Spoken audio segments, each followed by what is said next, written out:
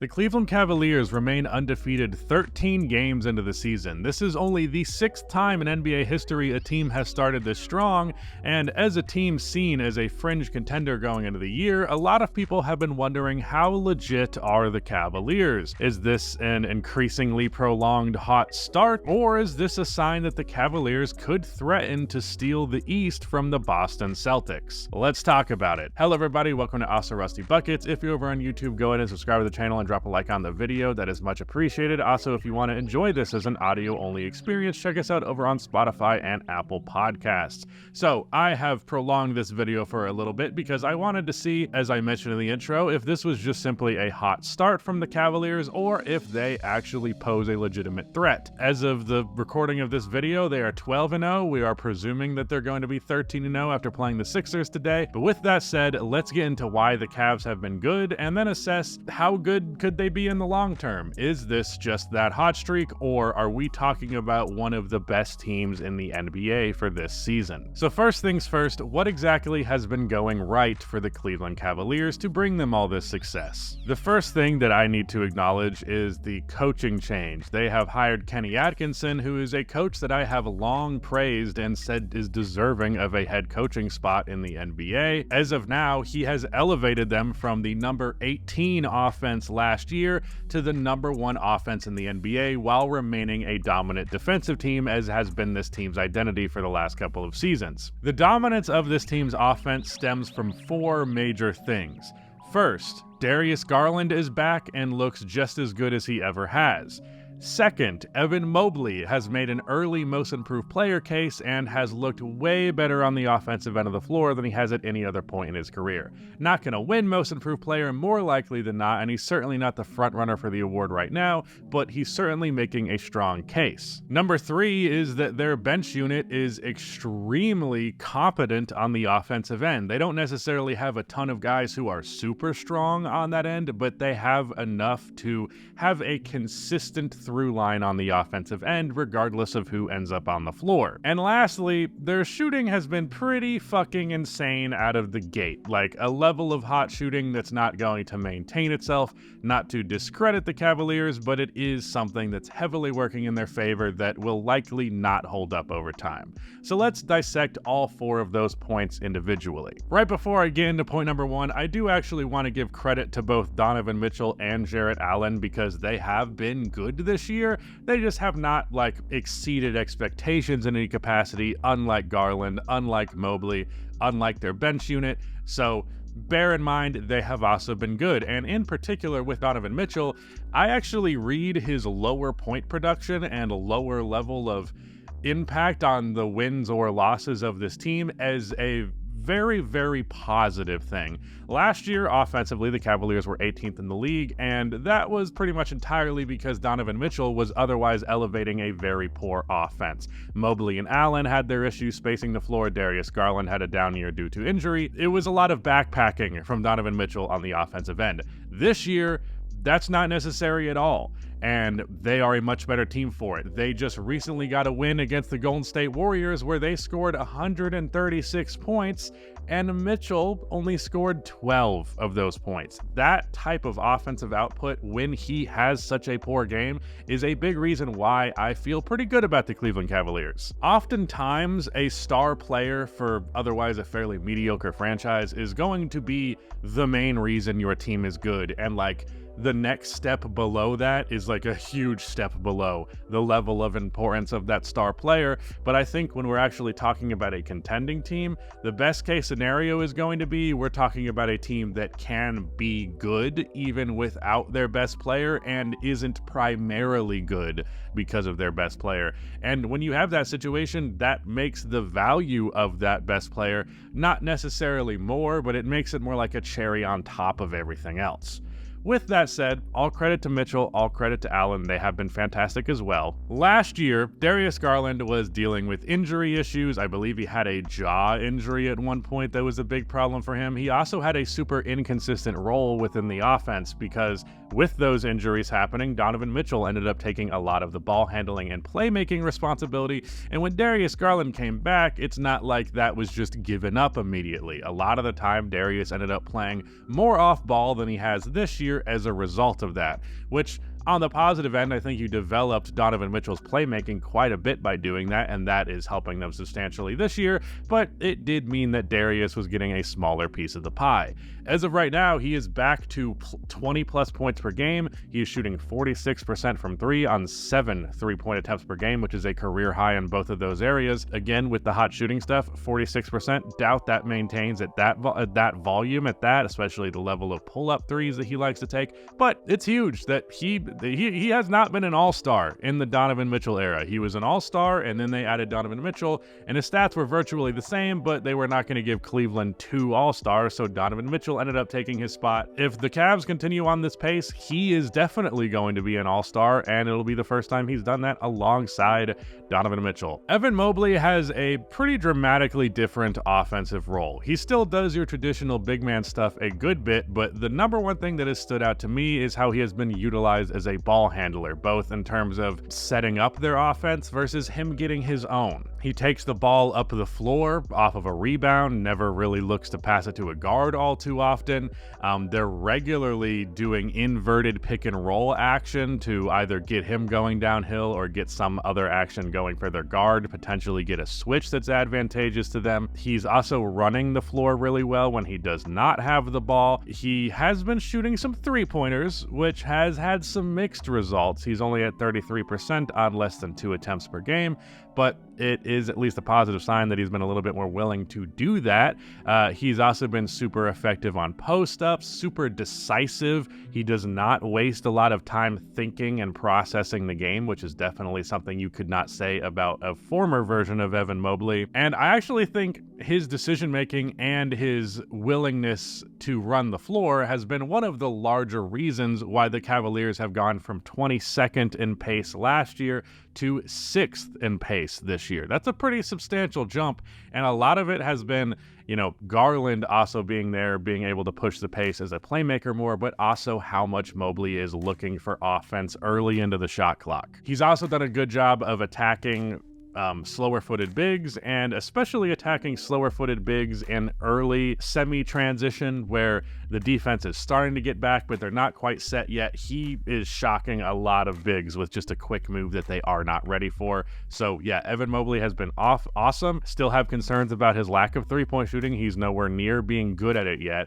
but the willingness to do it and everything else we've seen from him offensively, it is definitely mitigating a lot of the concerns with him alongside Allen having 2 non-floor spacing centers. The Cavs bench is something else. They were not a non-deep team last year. Like, they were a deep-ish team for sure, but they are deep this year. In fact, I would argue that when Max Strus comes back, this team is 11 playoff level rotation pieces deep. Like, all 11 of the dudes, with Max Strus in that addition to that, on top of the guys who are currently in their main rotation, all of them are guys that would be comfortable touching the floor for like at least 15 minutes of the playoffs. The worst option out there is Georges Niang, who most likely would be cut from their playoff rotation. So more likely than not, we're talking about a 10-player deep rotation where you have good reason to play all 10 of those players for different things situationally, depending on position. The main players that I want to point out off of this bench, though, are Caris LeVert, Isaac Okoro, Sam Merrill, and Ty Jerome. Now, Caris has been one of the better offensive bench guards in the NBA for a while now, so him being good is not all that surprising. One thing I will note with him is it does seem like he has been more active in the playmaking department, more so than looking for his own scoring, so he's functionally been a point guard quite a bit, which is really nice. I think that's for the better, because I think sometimes him and the Cavs think he's a better scorer than he actually is.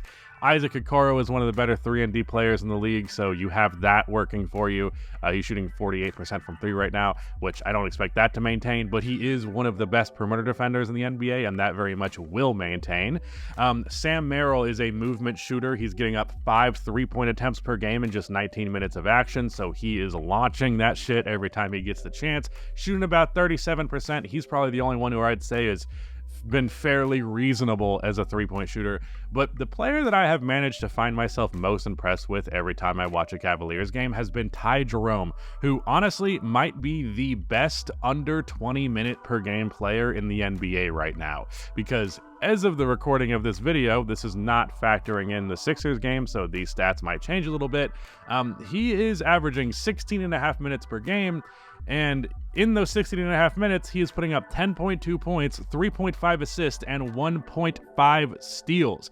That is an insane level of production in such a short time frame. He's been scorching as a three-point shooter. He's been a secondary ball handler, so his playmaking has been good, but he's not necessarily been, initiating a lot of the offense, at least at first. It's more so been him and Karras splitting up those playmaking responsibilities. But if you were to put him into starting minutes, if you adjust his stats to per 36, which is a finicky stat, but just a way of illustrating the level of production that is happening in the time that he's getting. If he played 36 minutes per game, at least theoretically, he would be up to 22.2 points, 7.5 assists, and 3.3 steals. He is shooting so hot that I must say that this is going to come down to earth. His stats will probably not look this impressive by the end of the year. He is shooting 65% on two-pointers and 54% on threes.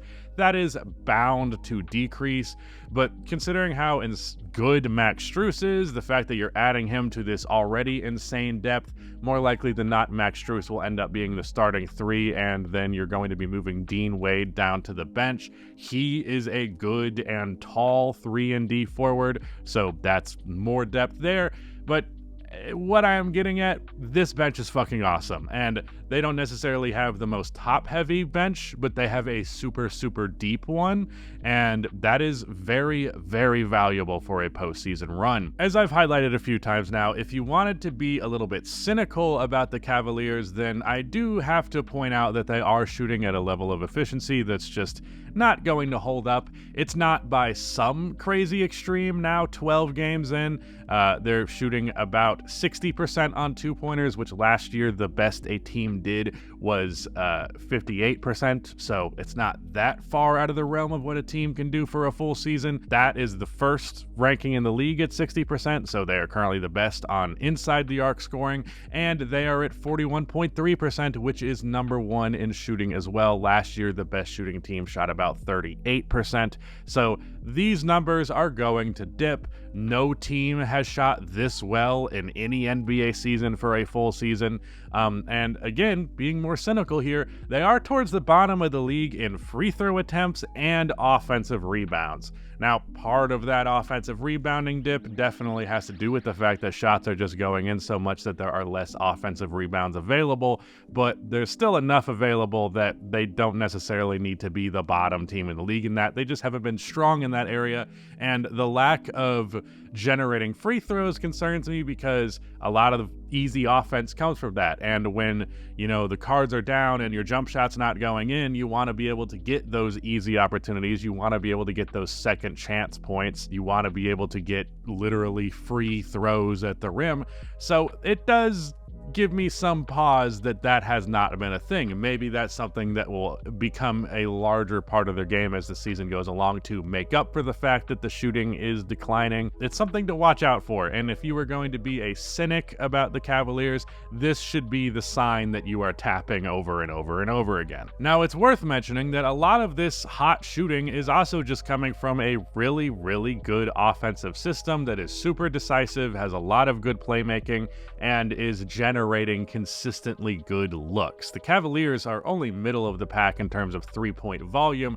They're not out here forcing these shots, but the looks that they are getting are so fantastic that when you consider that everybody besides for Mobley and Allen are positive three-point spacers in this team's rotation, that does equate to, hey, you're probably going to shoot good from three if you're always taking open shots. So I do want to give credit the offensive system created by Kenny Atkinson, the way that Darius Garland and Evan Mobley have played into it and elevated their games. That is a big reason why the shooting's been as good as it has. They're not going to shoot as hot as they are, so keep that in mind. Now, to bring this conversation back to how legitimate are the Cavaliers? How do they hold up against some of the better teams in the Western Conference? Are they actually, or the Eastern Conference rather, are they actually going to end up being the second best team, if not the best team in the East? Are they better than the Knicks? Are they better than the Sixers? Are they better than the Bucks? Those teams have all struggled.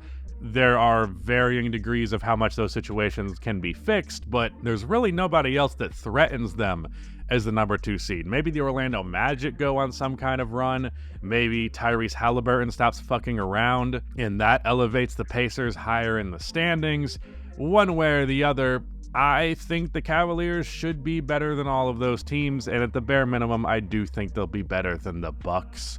I'm kind of out on the Bucks right now, even if I do think they will eventually be back in the playoff picture. But what you have to factor in when we're talking about a team being a contender in the East, if we're talking about a true contender that there is no doubt about, you have to consider how they would hold up against Boston. If it's like, yeah, they're really good, but as soon as they play Boston, it's over, then they're not really a contender, because no other team is going to be knocking Boston off unless Boston ends up dealing with injuries early on that prevents them, from being as good as they otherwise would be. So real quick, let's just hypothesize what that potential playoff series would look like. The first major advantage that I think the Cavaliers have that really you can't say any other NBA team has is they have 2 versatile rim protecting big men who can play on the floor simultaneously. Now, I have no doubt in my mind that the Boston Celtics are going to challenge Evan Mobley to actually prove that he can hit his 3-pointers, and if I had to guess, he probably won't. So that will lead to some negative on the offensive end, but I also think that negative that last year and the years before it previously posed a huge problem is less so a problem now that the offense as a whole has improved. And Mobley's offensive role has become more defined and more aggressive, where, yeah, he can't shoot threes, but also you can't exactly just ignore him to the degree that you could in the past.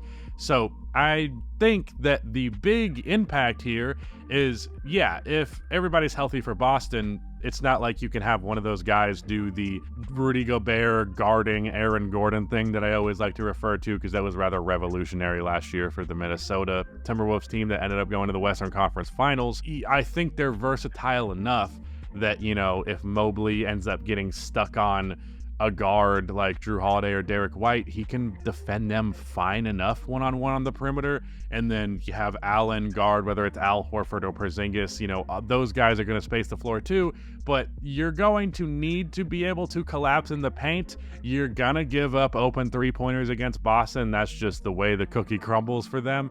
But the fact that you have guys, 2 of them on the floor, who are very versatile, very quick on their feet, super lengthy, and can recover to protect the basket, where previously you'd have smaller players trying to make that recovery, so it does not work as effectively. I think they will be able to absorb the space that Boston really works hard to generate pretty much better than anybody else could.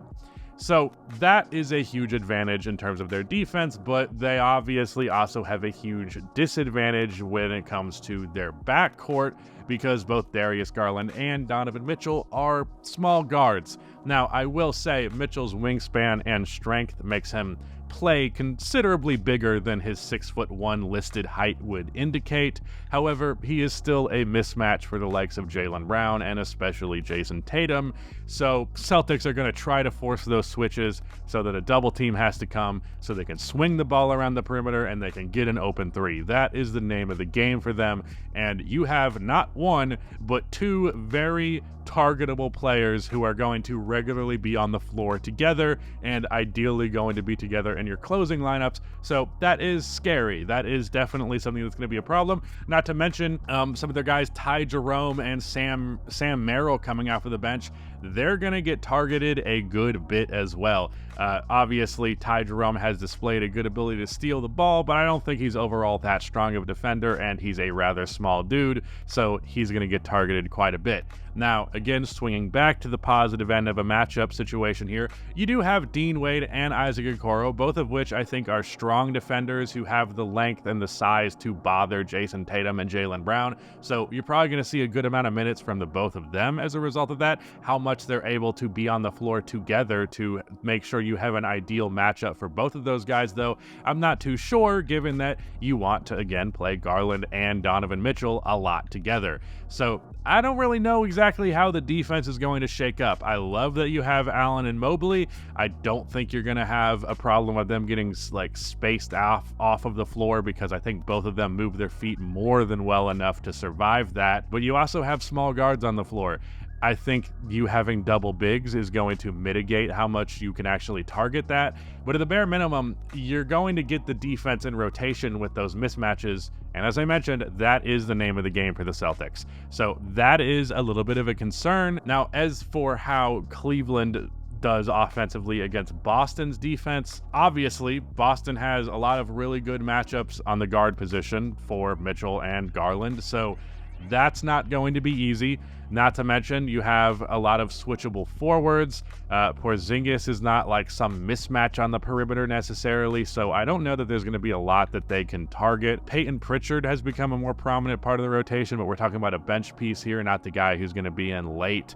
So there's some stuff that you can do to target some weaknesses in that defense, but for the most part, their defense is very ironclad. Maybe I could see Evan Mobley feasting on Jason Tatum a little bit.